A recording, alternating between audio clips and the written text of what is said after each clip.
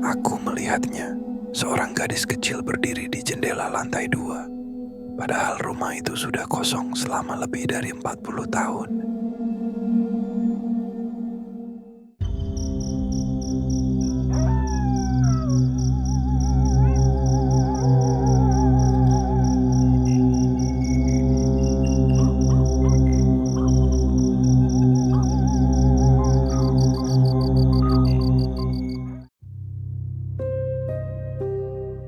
Namaku Nathan, dan aku ingin bercerita tentang sesuatu yang sampai sekarang masih membuatku merinding setiap kali mengingatnya.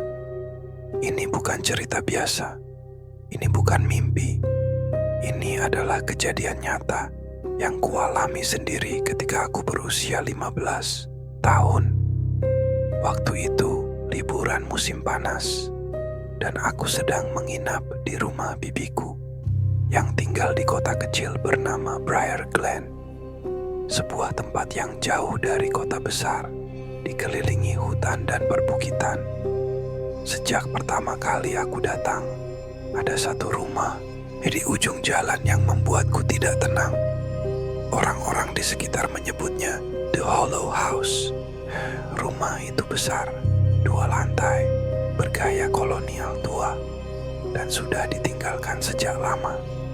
Tidak ada yang merawatnya. Catnya mengelupas, jendelanya pecah, dan halaman depannya penuh rumput liar setinggi lutut. Tapi yang paling aneh, ada perasaan dingin yang langsung terasa setiap kali aku memandangnya. Seperti ada sesuatu di dalam yang memperhatikanku. Aku bertanya pada bibiku soal rumah itu. Dia langsung berubah ekspresi. "Jangan dekati rumah itu, Nathan. Sumpah, rumah itu bukan tempat yang aman," katanya tegas. "Kenapa? Emangnya kenapa?" tanyaku.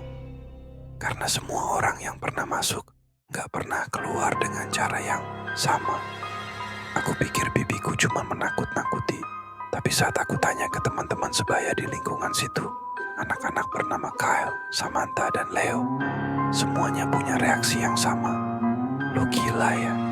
Lo mau masuk ke The Hollow House?"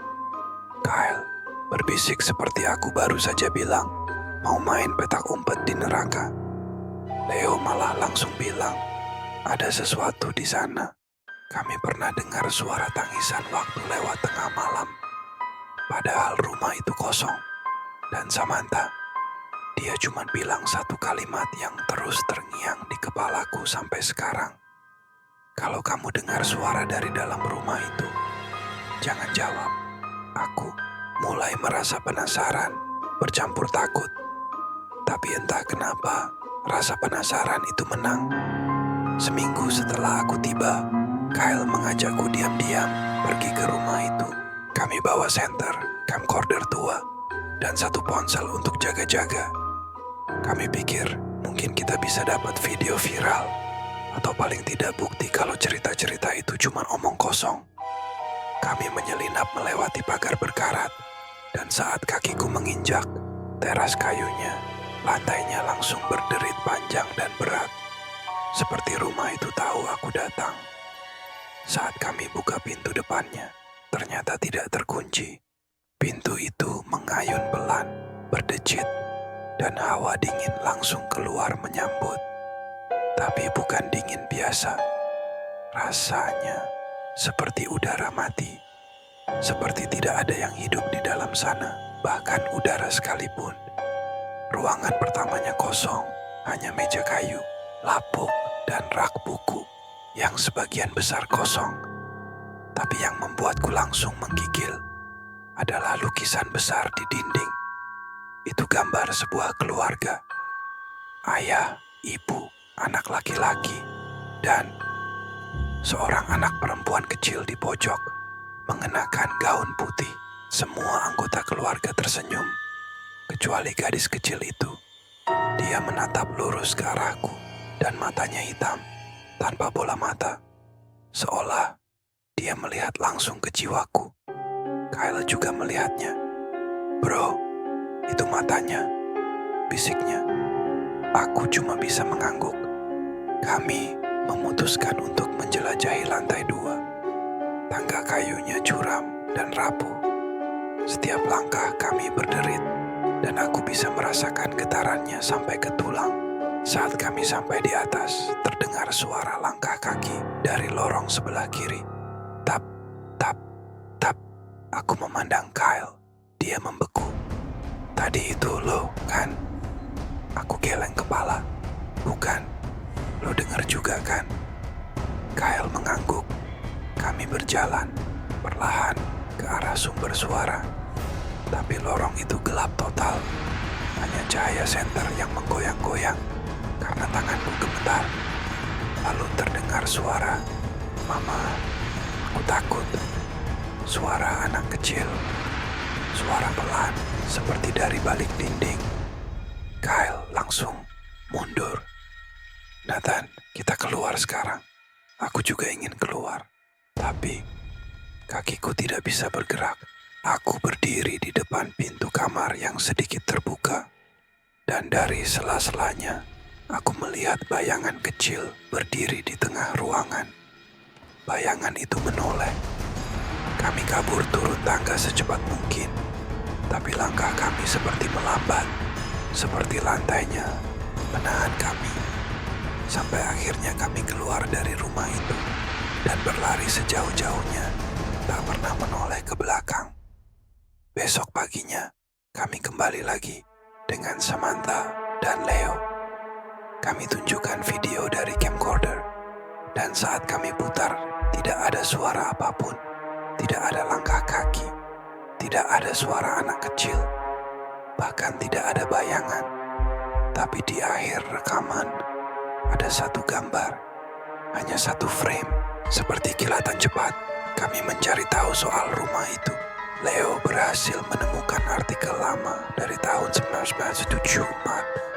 Ternyata rumah itu milik keluarga Holloway. Ayah bernama George, ibu bernama Marlene, dan 2 anak, Jack dan Emily. Mereka semua menghilang suatu malam. Tidak ada jejak, tidak ada tanda perampokan. Polisi tidak pernah temukan mayatnya.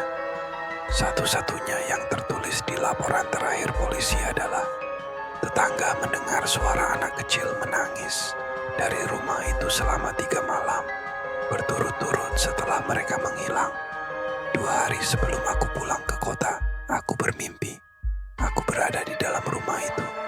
Tapi kali ini bukan rumah tua. Rumah itu utuh, hangat, penuh cahaya. Aku duduk di sofa dan di hadapanku, Emily. Dia masih kecil, memeluk boneka rusak dan berkata, "Mereka masih di sana. Tolong bantu aku." Aku bangun dengan keringat dingin. Aku pergi ke rumah itu sekali lagi, sendirian. Entah kenapa aku merasa harus kembali. Di dalam, semuanya lebih dingin dari sebelumnya. Tapi aku memanggil nama Emily. "Emily, aku tahu kamu masih di sini." Tidak ada jawaban. Tapi pintu lantai 2 terbuka perlahan. Aku naik. Dalam kamar itu tidak ada apapun kecuali boneka yang ada dalam mimpiku. Dan aku mengambilnya untuk aku bawa keluar. Lalu muncul tulisan besar di dinding. "Terima kasih, Nathan." Setelah itu, rumah itu terbakar. Polisi bilang itu korsleting listrik. Tapi bagaimana bisa korsleting terjadi di rumah yang tidak dialiri listrik sejak tahun 80-an? Sekarang aku sudah dewasa dan rumah itu sudah jadi puing. Tapi kadang, kalau aku mimpi, aku masih melihat Emily berdiri di tangga, menatapku, tersenyum, dan setiap kali aku terbangun, boneka kecil itu selalu ada di kursi di pojok kamarku.